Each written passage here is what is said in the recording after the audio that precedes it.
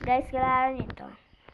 Yan yung mama at papa ko, guys. Ngayon, ngayon ay malaki na yung mga tiyan nila at mataba na rin. At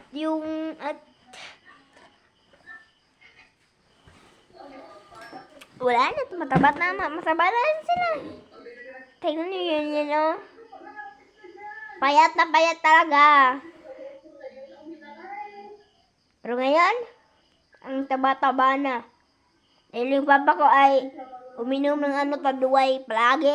Parang palaging lasing. Si nanay ko naman sa trabaho na rin at marami rin kinakain. Oo. Kaya magpapayat ka na kayo. Mag-exercise kayong dyan. Bye-bye na.